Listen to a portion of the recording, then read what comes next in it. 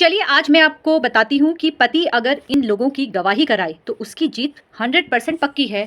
अगर पत्नी की ओर से आप पर काफ़ी आरोप लगाए हैं, मारपीट का आरोप है, दहेज का आरोप है, तो उस स्थिति में आप अपने केस को मजबूत करने के लिए किन गवाहों को कोर्ट में प्रस्तुत करें कि जिससे आपका केस आसानी से आप जीत जाएं।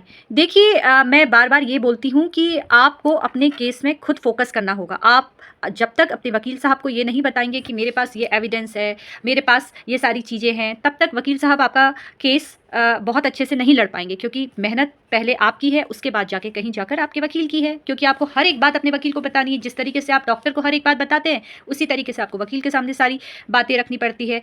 चलिए फिर भी मैं आपको बताने की कोशिश करती हूँ। देखिए, किसी भी केस को जीतने के लिए आपके पास 3 चीज़ें काफ़ी महत्वपूर्ण हैं। सबसे पहले गवाह, दूसरा विटनेस और तीसरा है एविडेंस। एविडेंस आपके पास डॉक्यूमेंट के रूप में भी हो सकता है और इलेक्ट्रॉनिक रूप में भी हो सकता है, जिसे आपको कोर्ट में प्रस्तुत करना होता है। अब पति के फेवर में कौन कौन से लोग गवाही दे जिससे उसका केस बहुत मजबूत हो जाए। देखिए, बात अगर मैं पत्नी की करूँ तो पत्नी अपने आप में ही खुद की गवाह है। पत्नी के द्वारा जो बोला जाता है वो काफ़ी हद तक उसे सत्य माना जाता है, और पति अगर गवाही देता है तो कहीं ना कहीं उस पर डाउट किया जाता है। और पति के द्वारा जो स्टेटमेंट दिया जाता है उसकी मान्यता होती है, लेकिन पत्नी की गवाही काफ़ी हद तक बहुत इंपॉर्टेंट होती है। देखिए, पति के पास 3 से 5 ऐसे मैं आपको गवाह बताऊंगी जो आप कोर्ट में अगर गवाही वो देते हैं आपके फेवर में, तो आपकी जीत एकदम पक्की है।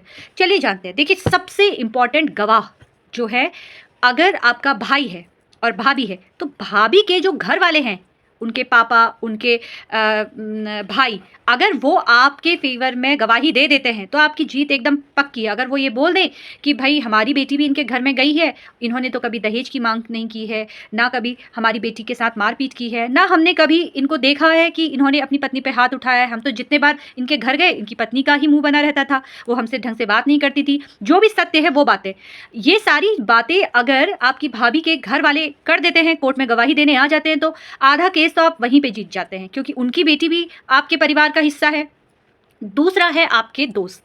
अगर आपके दोस्त गवाही देते हैं आपके फेवर में कि हम जब भी इनके घर जाते थे, भाभी का जो बर्ताव था वो काफ़ी बुरा था इनके साथ, ये सारी गवाही अगर आपके दोस्त दे देते हैं तो भी आपका केस काफ़ी मजबूत हो जाता है।